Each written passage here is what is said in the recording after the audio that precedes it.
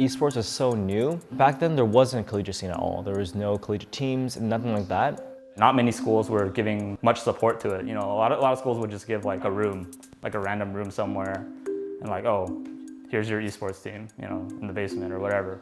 I never expected gaming to become part of my college experience, and I definitely did not expect any like chance for a full ride scholarship. When I came here, I realized that, you know, the president is on board. We have a general manager that has pro experience. We have professional coaches. I guess they're really committed to this, and it's something they really want to do.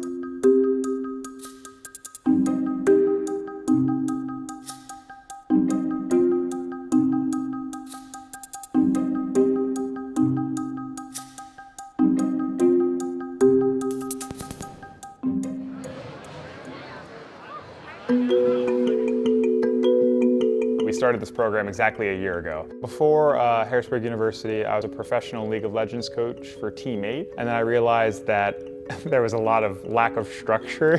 Collegiate esports as a whole has really only been around for 5 years, maybe 6. We've gone from seeing maybe in the first 3 years only like 20 or 30 programs, to now we're seeing 200 or 250 varsity programs, and that's a big deal. First time I stepped foot on Harrisburg University's campus was back in December of 2018. They asked me if I wanted to fly out just to check out the program, see what it was like. I found myself in this training facility and overwhelmed by all of the dedication, commitment, and vision that everyone here at Harrisburg University had. It's coming out here, this is like the main area. So we have like all these kind of computer desk pods. League of Legends is like on the left side over here, so these 3, and then Overwatch are the rest kind of in the other corners. This is our official like VOD review room. Gather everybody around, we can put like videos up there and watch. We have some like crazy massage thingies in here. This is like the jackhammer, so you like massage your arms. And then it goes to like level 2, which is like crazy. I couldn't even, like that hurts me. All right. This is like our little side gamer room. So if we want to play like Smash Brothers or play anything that's like not our main game, we can go in here. I have the Pac-Man high score, so that's pretty epic. These are our trophies. Well, this is the championship one that I won. Pretty cool. Everybody has like their own funky mouse and keyboards. It's all personalized. This is my crab. This is one of the characters I play. I have a little guy. And on this side, we have our like 17 TVs. So if we want to put like videos on there or like tournaments or streams, we can do that. So people traditionally see esports players as somebody that only plays video games, and that's like the only thing that they do. That's actually not the case. They train just like any other college sport. They do physical training, they have practices, they have to maintain their grades, they have to do physical therapy, they have to do preventative training so that they don't have injuries. I've played a bunch of sports in the past. I've played a lot of soccer and tennis. I can say that like a lot of the team stuff is very, very similar. A lot of like the dynamics I have with my players and my friends is very, very similar. I'm pulling 3, 2, 1. A lot of the operational stuff is fairly similar actually. We've got someone like a general manager, which would be our program director, Chad. We've got coaches, we've got nutritionists. We offer a healthy meal plan that makes them actually feel good. We give them gym memberships to be able to go to the gym, but then we offer a physical trainer that helps them figure out what they want to do. Are you taking care of your wrists and your arms and your elbows and the things that you're using while you're playing the game?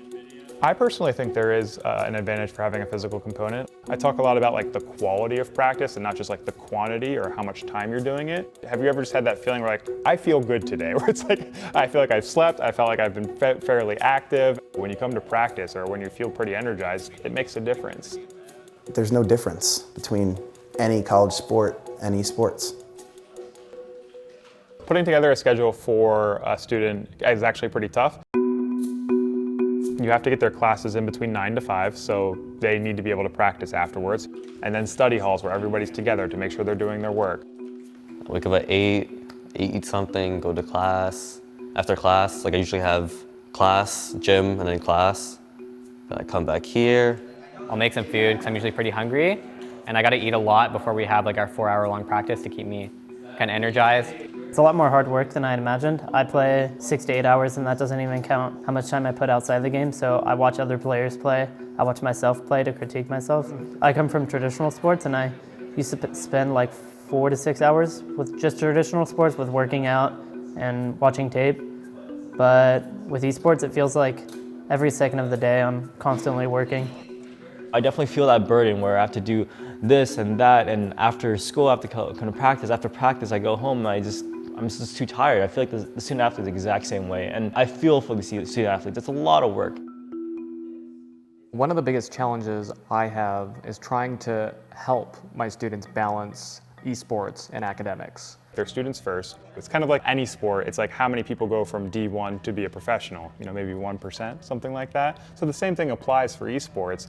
Esports is fairly new, so it is quite risky to just jump into esports without having any kind of backbone or plan B, really. Players' careers right now are so short that a lot of them will have the chance to still use their college degree. And so these students come here in the hope that they can pursue their passion in esports while also securing for themselves a more realistic and viable future through their education. It's probably one of the best things that's happening collegiate-wise to people that are trying to go pro. I never really had much competitive experience, so being able to get a degree while I learn and doing all this really helps. And who is going to step up? The zone's being removed now. Pile driver. When you think about building community, you need something that people can rally behind. And in this case, it is esports. The Hugh Invitational is an example of that. Like, we're going to have 64 teams here in Harrisburg to compete all in person. That's larger than any other tournament for collegiate in the area by far. You don't realize until you come to our facility here or come to a tournament how many students are really into this, how many high schools are playing it, how many colleges are involved in the tournament, and you walk around our campus and you see HU Storm shirts and jackets and sweaters everywhere. Can I get a huge round of applause for these two teams? They're going to give us some great games tonight.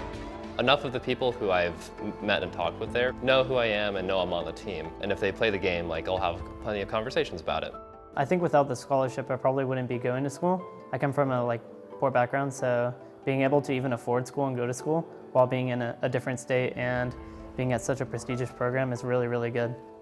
You're going to see a lot of really talented programs that are going to be able to place people in jobs that people don't expect, because people think esports is just playing video games when there's an entire industry around it.